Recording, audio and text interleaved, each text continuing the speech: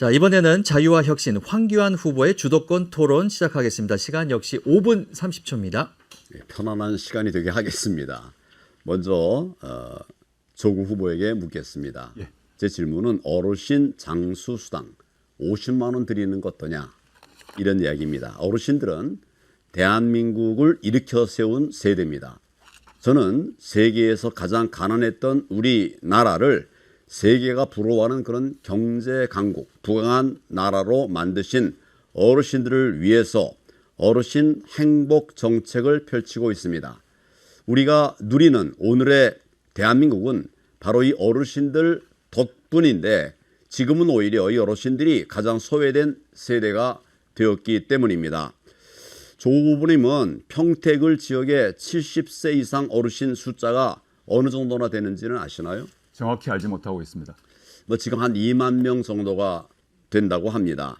저는 그분들께 장수수당으로 기초연금 월 지금 34만 원 아닙니까?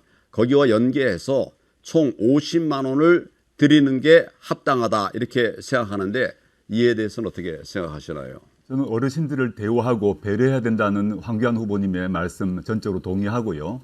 그 경우 이제 기초연금 외에 또 농촌 지역 같은 경우는 농촌 기본소득 등 문제가 중첩되어 있기 때문에 그걸 종합해서 재편해서 결정해야 될 문제라고 생각합니다.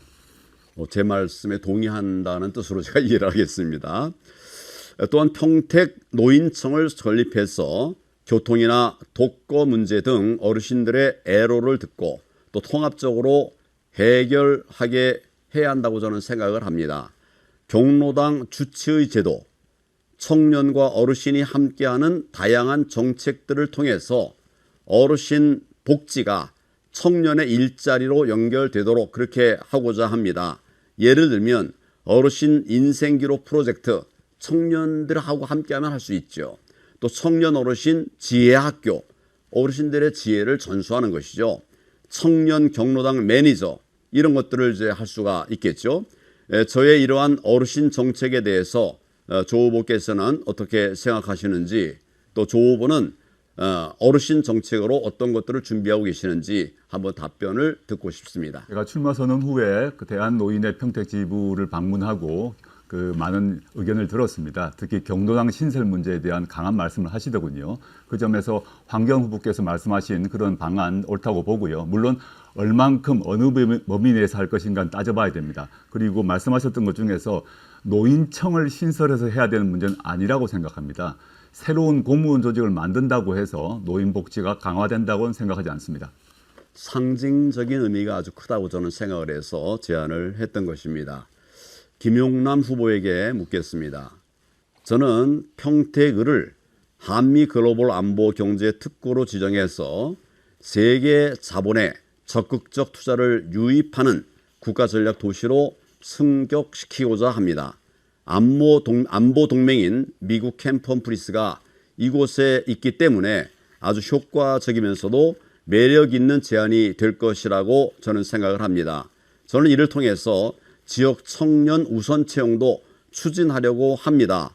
우리 지역 청년 채용 우선 채용 방안에 대해서 우리 김용남 후보께서는 어떻게 생각하시는지 듣고 싶습니다.